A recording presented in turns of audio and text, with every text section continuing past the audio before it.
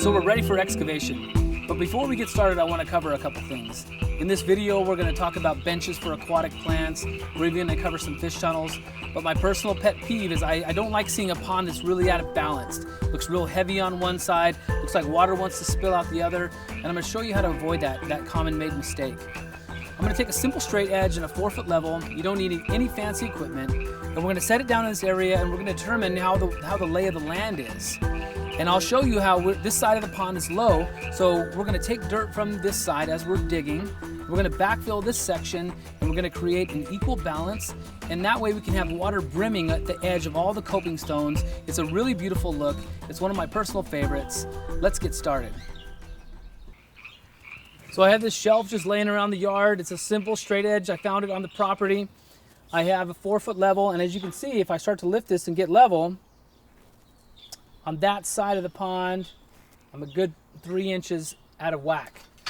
So if I just dug all this dirt out and threw it up behind the waterfall, when I was completed, I would be out of balance like this. So when we start digging, I'm going to take this soil, I'm going to backfill this area, and I can come back to the straight edge throughout the dig to see and make sure we're in balance. And I'm also going to show you how to check your accurate depth, because when we're done, I'll be able to take the straight edge, come from side to side, and I can get an accurate reading on how deep the pond's going to be. So we're ready to start digging. I know you guys want to dig, just be patient with me. I want to cover a couple more things. Let's talk soil conditions. I know we have soil conditions all across the nation. In Florida, sandy conditions, probably never going to use a jackhammer. New Mexico, always using a jackhammer. Southern California, my team uses a jackhammer probably on 80% of the projects. This is the jackhammer we're using today. I didn't get a chance to moisten this soil before we started, and that's something that I would advise you to do in advance. If you're going to know you're going to start digging that weekend, water that area down really well so the soil's loosened up for you when you begin. The first thing I want to cover, and then we'll start digging, is this first level. We're going to dig down about 10 to 12 inches. A lot of people make the mistake and they just start digging deep right away, and then they kind of ruin the bench area where you might put your character stones. So the first thing we're going to do, we're going to dig this down 10 to 12 inches all the way across, and we're going to double check our levels so we're not out of balance, and then we'll spray paint the next bench. I'm ready to start digging. Let's do this.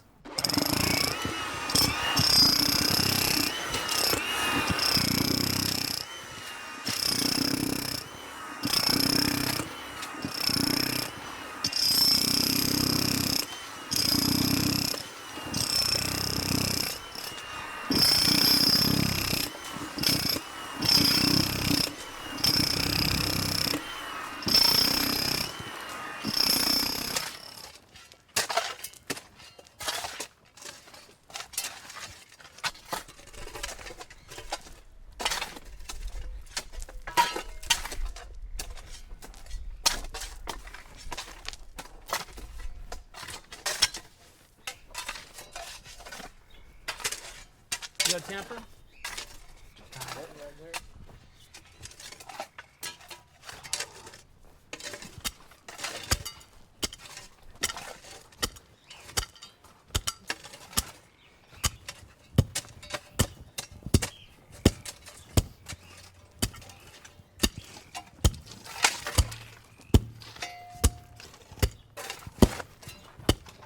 As we're excavating, you can see we're throwing a lot of the dirt behind this waterfall, so we're building up a mound or a berm, and we're going to have our waterfall coming out of this area. Be sure you take the time to compact this area real thoroughly.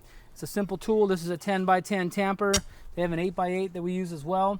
I'm going to use it to compact this soil as we are building up behind the waterfall. It's really important so that you don't have any settling.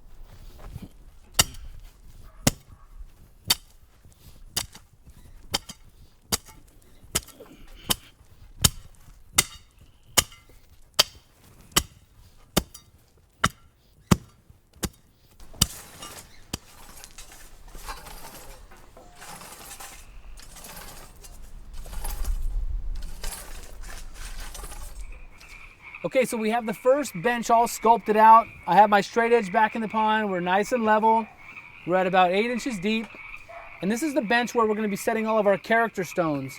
So I'm going to spray paint the next level down so we can start digging. We're going to go to the next level about 12 inches deep. This is where people get impatient. Take your time with the excavation.